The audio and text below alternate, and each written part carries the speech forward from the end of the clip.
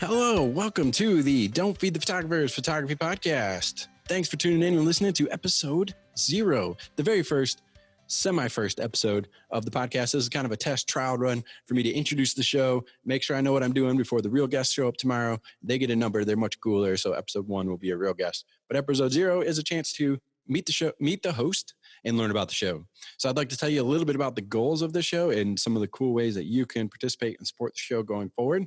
And then if you're curious about the man behind the microphone, I'll give you a quick 5-minute biography and a couple of fun facts about Joshua so that when you're listening to all the cool guests, you'll know who I am as well, if you're curious. So that's why I'm 0, because I figured, I'm not the star here. The stars start tomorrow.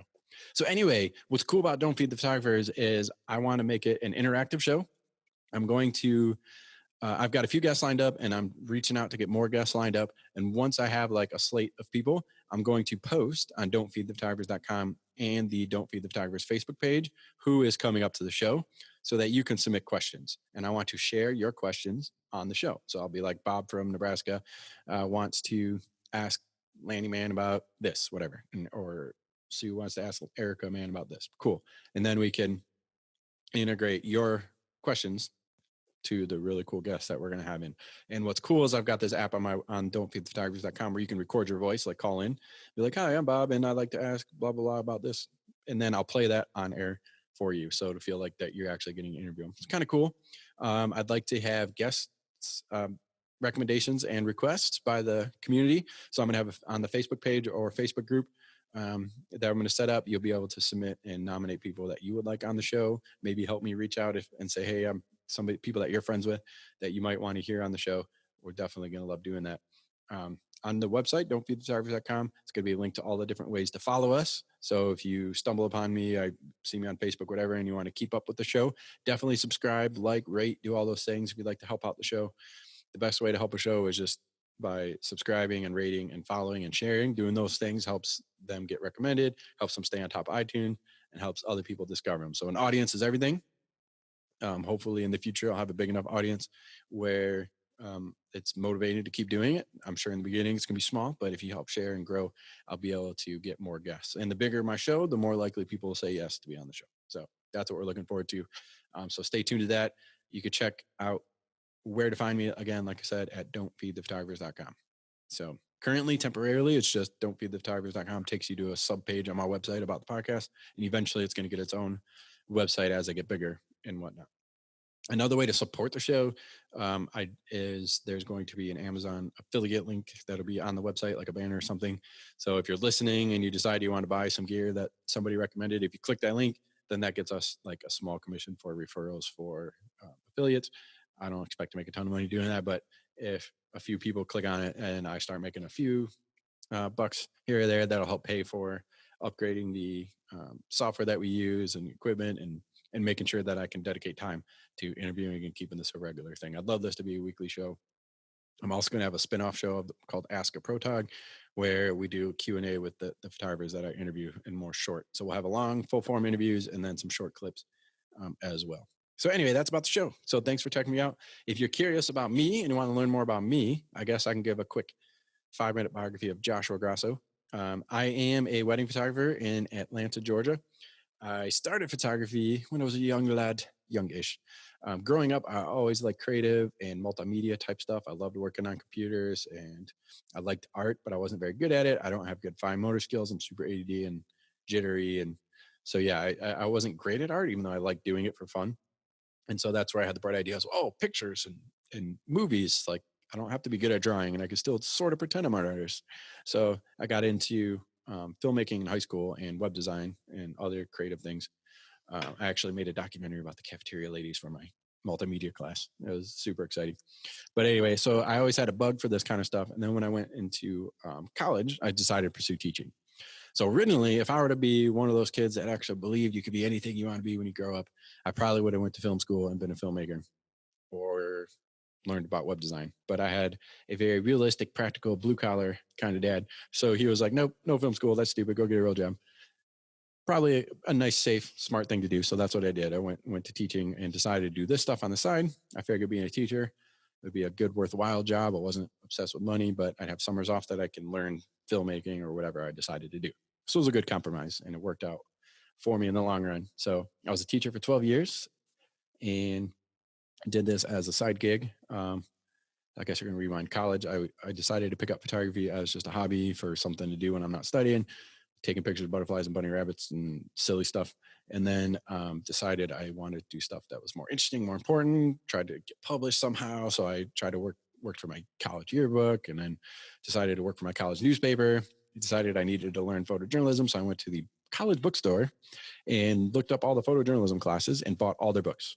And so I read all the books on photojournalism and photography that I could find in the bookstore, figuring that's what I would learn if I went to school for it. So fair enough. And got to learn the principles of photojournalism. I got accepted at the college newspaper and fell in love with photojournalism. I thought it was the coolest thing to be able to learn and explore. So I'm a very much an observer. I like to explore and wander, and I love people.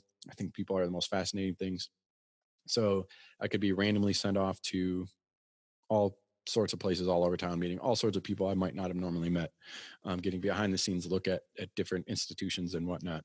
And so the idea, the ability to get that access and learn about people was definitely something I loved and what drew me into the photojournalism aspect of photography. I decided to stay practical. I wasn't a big enough dreamer, I guess, to keep with the photojournalism idea. So I stuck with the teaching thing. But in 2005, I did a wedding as a second shooter for a friend at the newspaper and loved it. I was like, wow, this is so cool. You could be a photojournalist at weddings. Like, this is great. You can actually like have a business. Maybe this would be the greatest thing ever. And instead of going all in on it, I kept teaching and decided to do it on the side. So if I ever had a friend or family member that got married, I would be their second shooter, and um, like they'd have a real photographer, but I would just kind of shoot it like a photojournalist in the background. I was that annoying Uncle Bob, I guess. Made sure to stay out the real person's way, but just kind of for practice, and decided that it was something I wanted to do. So, as a teacher, I went to grad school, got two extra degrees because that's the only way to make money as a teacher. Figured I'd do this on the side, but I waited till I graduated grad school, which is 2012. Then I was like, yay, it's time to start my business. I wish I would have started right away because I ended up quitting teaching anyway and didn't need grad degrees. And I could have been ahead of the curve instead of waiting till everybody else would jump it in. If I would have started 2005, that'd been so amazing. But can't live a life with regrets. Just learn and make the best of whatever you have. And who knows what my life would have turned out if I went with photography first. So I'm very grateful I had my experience as a teacher.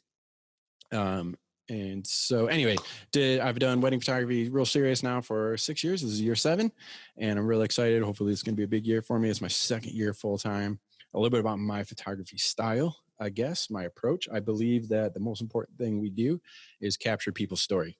I want the couples to be able to relive their day. That's why my slogan is I make people cry.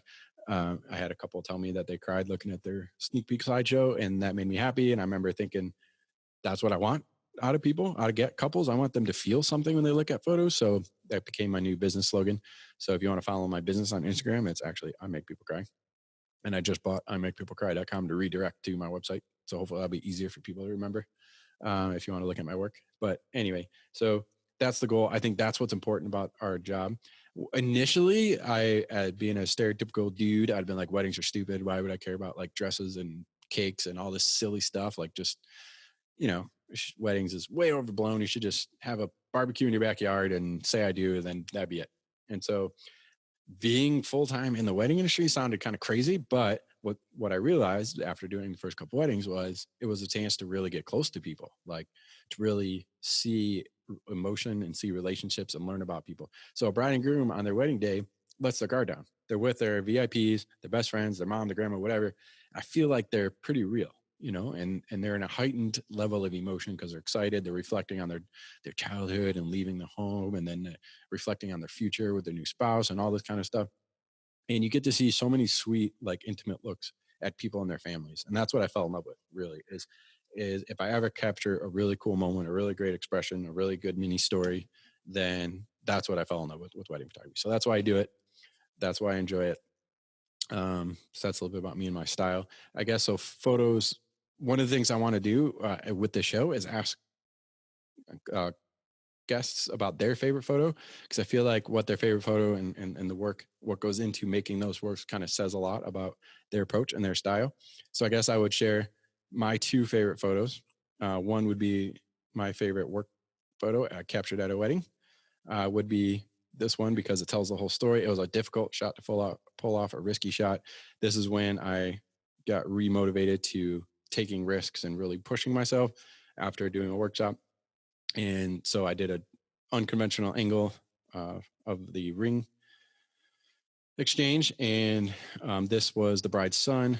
He was crying the whole ceremony, so it was a nice way to tell that story of the love that the son had for their parents. So photos like that is what my goal is. I hope to be a good enough photographer that I can capture stuff like this more often and not wait like 8 years to get a photo that's good. But that's the important kind of stuff that would be for me. So the second photo I would share was a personal photo. After we get into that, I guess. So that's a little bit about me, the photographer. Like I said, you can check out my Instagram is I Make People Cry for my business page, Joshua Grasso, my personal page. If you're curious about me as a human, kind of boring now. Used to maybe be more interesting. I don't know. Now I have kids, and I guess that's the most exciting about me, which is boring to people that don't have kids. Because I used to do cool stuff like play tennis and hiking and mountain biking and all that good stuff.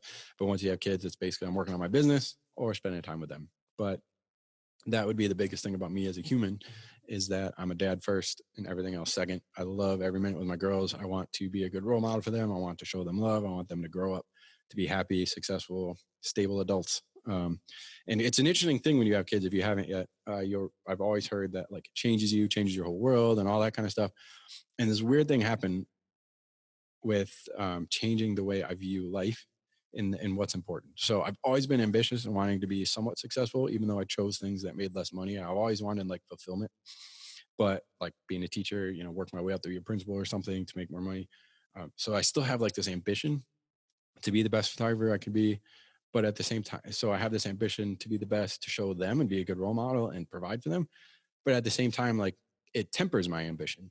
So it's an interesting thing. So like I'm more ambitious and less. So I don't want to sacrifice my relationship with them or being a dad in order to have success. So for me, success would be make as much money and be as successful as I can in my job while still being a good dad. So as soon as the bad dad part starts creeping in, then I've gotten too successful in business or put too much of a priority on the business part. So really a true success for me would be combining the two. So I guess that's who I am as a human, what's most important to me. I also I married my high school sweetheart, spending time with her is wonderful. Favorite types of TV shows are always stuff that's way inappropriate for kids. So I don't get to watch them anymore. Stuff like Breaking Bad, Narcos, stuff about drugs, drug dealers, violence. I don't know why, maybe because I'm such a nice guy. I like the bad stuff. So now my favorite stuff to watch is Pixar movies because that's my daughter's favorite thing. So that's what you get when you're a dad. Anyway, don't want to bore you too much with just me rambling about me. You'll get to learn more about me as I interview people, and in future videos, I'm going to be making some educational content as well. Maybe some of my personality will sneak in a more authentic, less boring way. So yeah, what's important to me, I wanted the other personal photo to share.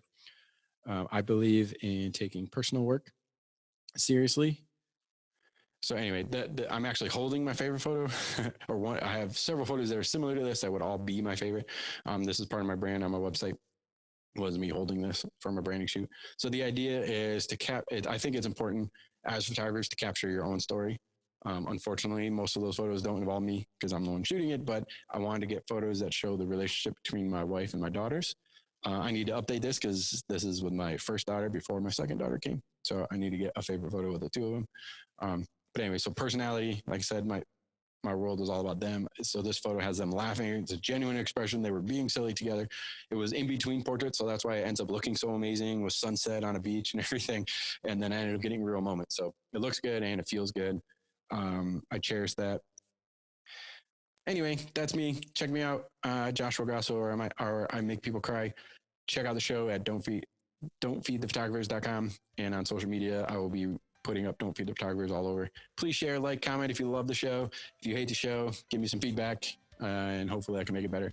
And I'll be looking forward to the first real episode, filming tomorrow and releasing shortly after this one. So awesome. Thanks so much for listening and tuning in. And I promise the interviews will be much more exciting than this one. And thanks so much. Bye-bye.